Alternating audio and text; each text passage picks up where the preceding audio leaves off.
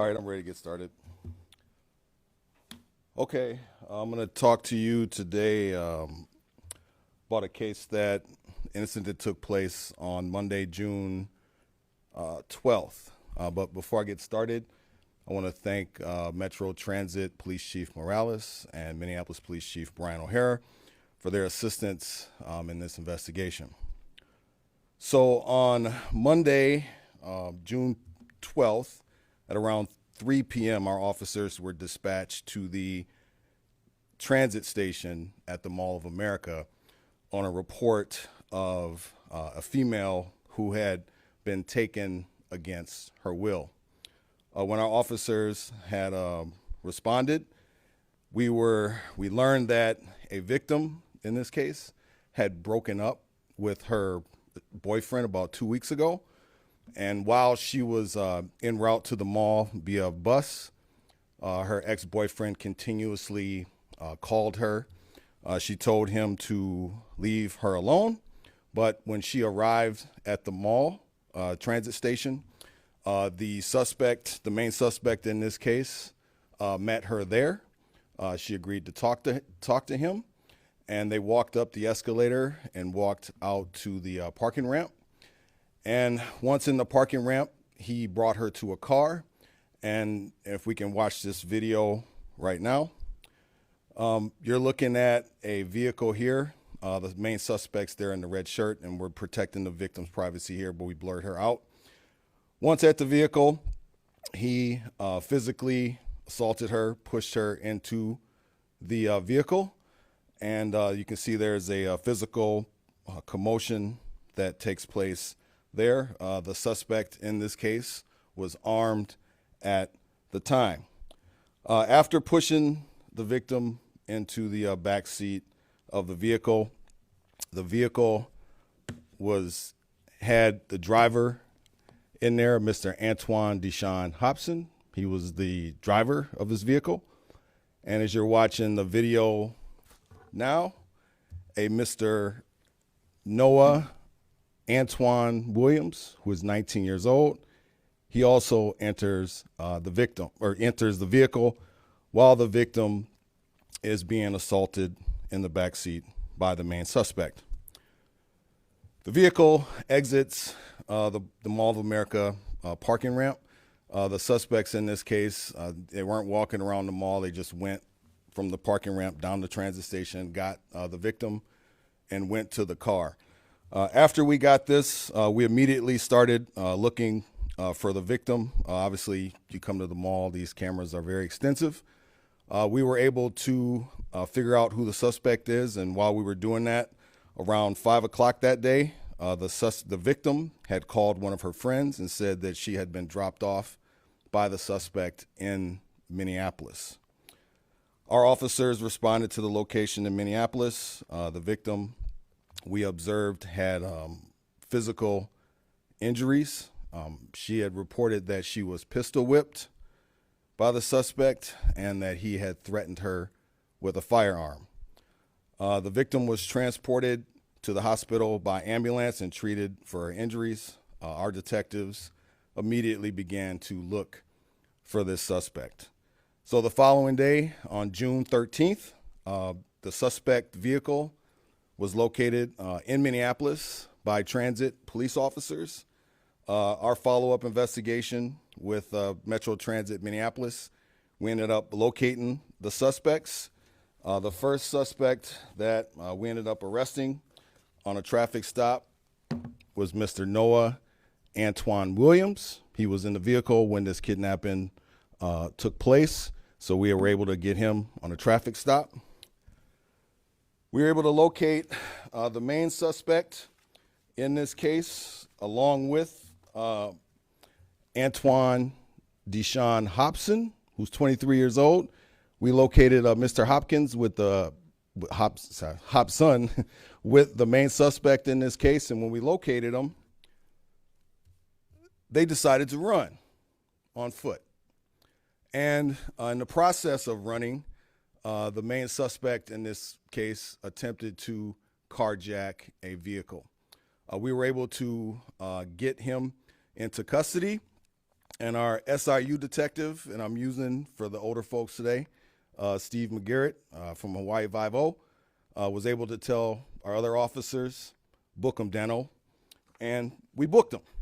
The main suspect in this case is Trayvon DePriest Johnson, 23 years old. Mr. Johnson here, we brought back to the Bloomington Police Department jail along with these folks, and they remained in our custody until this morning. Some of you may know Mr. Johnson. He is the main suspect in a second-degree murder attempt on the transit station, the Lake Street Transit Station. This occurred on May 6th. This incident is where he alleged to have fired 6 to 10 rounds at a person, and then he moved closer to fire another 2 or 3 rounds. He has also had warrants for a drive-by shooting and second-degree riot. You cannot commit these crimes in Bloomington and expect to enjoy the benefits of a free society. So we locked Mr. Trayvon Johnson up, and he is going to be charged in this case with kidnapping, or we're submitting charges for kidnapping, second-degree assault, domestic assault by strangulation, threats of violence, and felon in possession of a firearm. Mr. Johnson is a significant risk to public safety. He, again, May 6th, the main suspect in a second-degree attempted murder case on the Metro Transit Lake Street station. He has been out. It's been about 6 weeks since that took place, and now he decides to come to our city and kidnap a woman, and obviously you can't do that. So we locked him up. In the process of locking him up, we were able to recover 2 handguns here. So that's why he's being charged with felon in possession of firearms. Obviously, he's a felon, so he can't have these guns. So we ended up locking him up for that. This case, to me, is another tragedy. I mean, obviously, the victims involved in this, they're going to be traumatized for this for a while. And my hope is that Mr. Johnson does not get out of jail. And that's why we allowed him to stay here as long as we could legally hold him in the Bloomington jail, because he is a significant threat to public safety. And the criminal complaints should be coming out this afternoon. And with that, I'll take any questions you may have. So he's the boyfriend?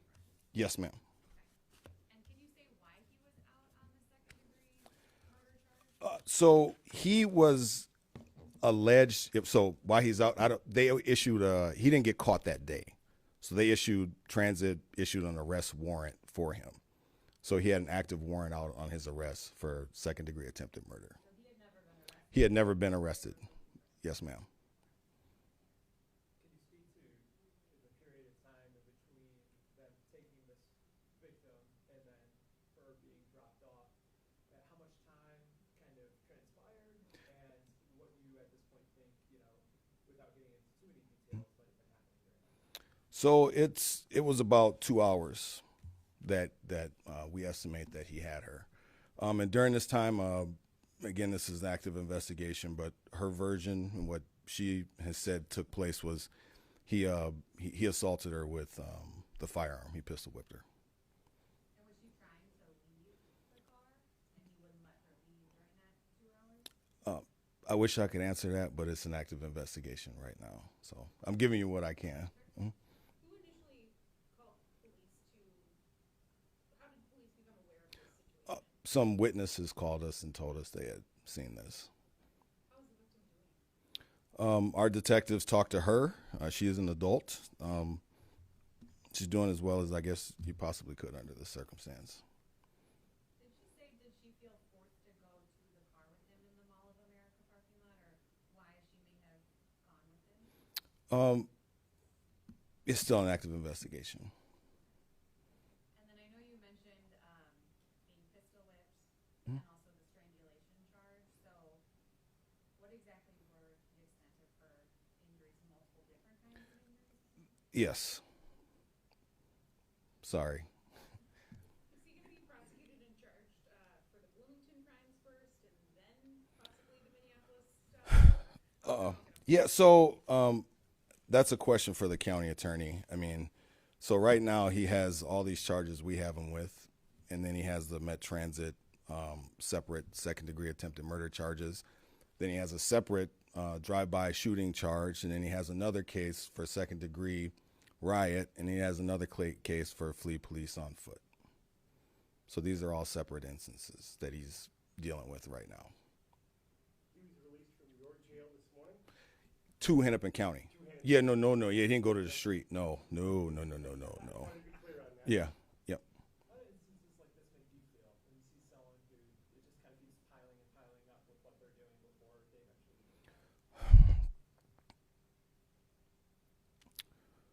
In law enforcement, we're in the executive branch of government, and our job is to enforce the laws. And it can be frustrating for our officers too.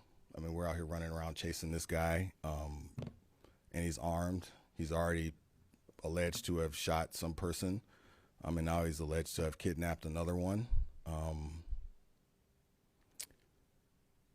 It's tough. I don't think we're doing him any favors by allowing him to keep getting out of jail, right? I mean, obviously, if you continue this behavior, I mean, how many more victims does he have to have? And my personal feeling, whatever we can do to have less victims, and if that means he has to spend a considerable amount of time in prison before he can function in a free society, then that's what needs to happen. But I just want to see less victims. It seems like based on what you described, especially that May 6th transit shooting, I know at that point people were kind of like grateful there weren't actual fatalities in that, but it seems like in all of this, this could have been a lot worse. I mean, people could have died in these instances. I mean, how do you kind of interpret that? Well, I said this before. I just think some people just have a general lack of respect for humanity. And as a society, we got to start respecting each other as people again. And that's across the board. That's something that I think each and every one of us has an obligation to do, is start to respect each other as human beings, even if we disagree with people, and just really start teaching respect and compassion. But when you keep letting, like Mr. Johnson out, it sends a message that that type of behavior is acceptable. And unfortunately for him and the victims in this case, his actions have impacted a lot of people, and I just hope we don't have any more people impacted by him with his behavior. Speaking of victims, I know you had mentioned the carjacking side of this situation as he tried to run away. So that was in Minneapolis? Yes. And was that carjacking, did that involve pulling a gun on the person, or do we know much about the carjacking situation? Yeah, that person's okay. Yep. So the arrest, our detectives arrested him along with Minneapolis PD in the city of Minneapolis. So my understanding is the carjacking victim is okay. And when and where did that arrest? Ooh, I have to get that back to you. And remind me of how old? Lake and Hiawatha. Okay. And when did that happen? On the 13th, around I think 2 p.m. 3:30. Yep.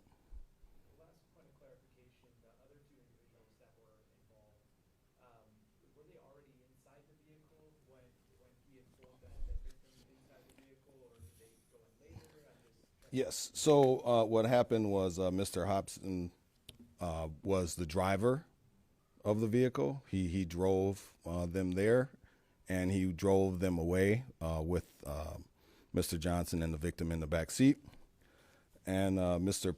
Williams Patton, and you can see in the video, he walks to the vehicle, looks in the back seat, and then he gets into the front seat of the car.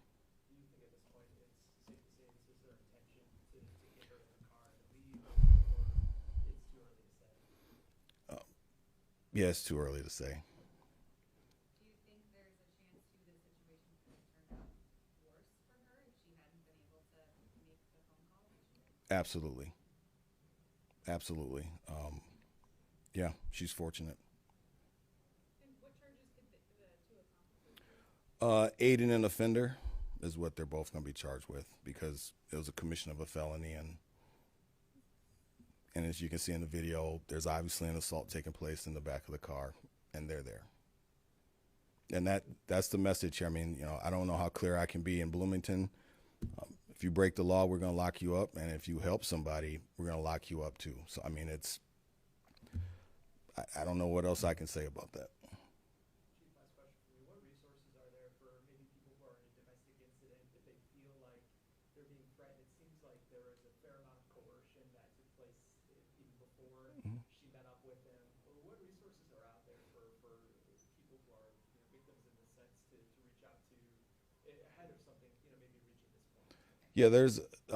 I could list them all, but we'll get you a list. I mean, so like our department personally, we have embedded social workers that help people connect to resources should they want to do that. But the state of Minnesota has a plethora of resources available to people should they choose to seek them out.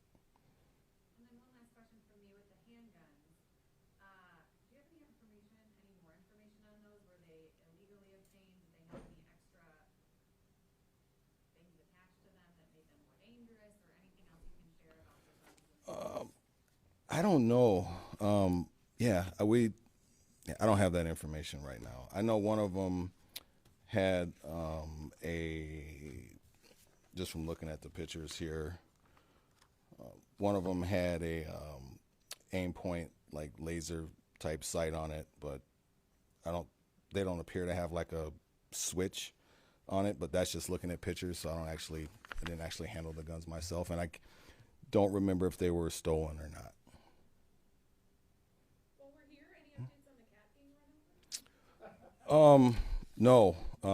And we were contemplating putting out the video on the cat. So we're still contemplating putting out the video because the still shots don't really do it justice in terms of being able to actually see the person. So we're going to give it a little bit of time, and then if we don't get any more tips, we'll put out the video because I think the video is a little bit clearer in terms of looking at the person and maybe being able to identify them. But I'm a little reluctant to put out a video of someone running over a cat because I've seen a lot of videos in my day, and this one was bad. Have you gotten tips on that? We got tips on the. The detective has received some calls, but nothing that's led to identifying. Yeah. And I think with the video would help us in that. So, but it's again, I'm a little reluctant to release a video of a cat getting run over. All right, thanks, y'all. Thank you.